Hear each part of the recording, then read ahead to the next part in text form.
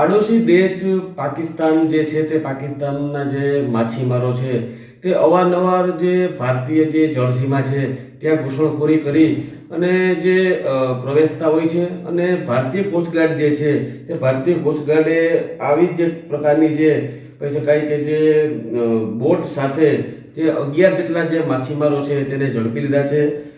કચ્છના જખો નજીકથી જે ભારતીય કોસ્ટગાર્ડ છે તેઓએ આ જે પાકિસ્તાની જે બોટ છે તે બોટ સાથે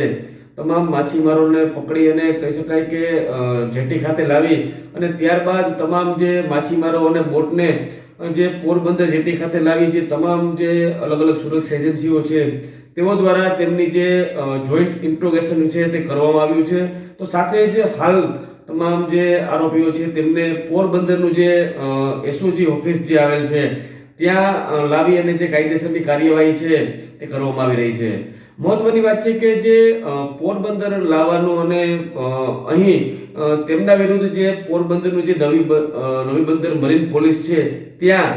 ફરિયાદ છે તે ફરિયાદ પણ નોંધવાની જે તજવીજ છે તે હાથ ધરવામાં આવી છે. મહત્વની વાત છે કે ગુજરાતના તમામ જે દરિયાઈ વિસ્તાર જે છે કચ્છથી લઈ અને આમ વાપી વલસાડ સુધી કોઈ પણ જગ્યાએ કોઈ પણ આવી જે ઘટનાઓ બને કે જે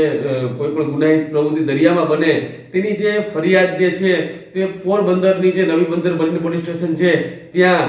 નોંધવામાં આવે છે. તેના જ ભાગરૂપે આ ફરિયાદ પણ નોંધવાની જે તમામ જે કાર્યવાહી છે તે હાથ ધરવામાં આવી છે. મહત્વની વાત છે કે સમયાંતરે કહી શકાય કે આ પ્રકારની જે બોટો હોય કે પછી પાકિસ્તાન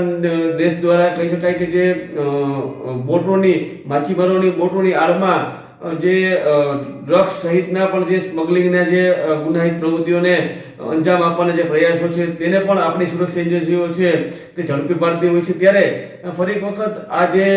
માછીમારી બોટ છે તે પકડાય છે ત્યારે તેમની જે તપાસ છે તે કરવામાં આવશે કે ખરેખર તેઓ ક્યાંથી આવ્યા હતા, શું કારણ હતું, આ સહિતની તપાસ છે તે કરવામાં આવશે.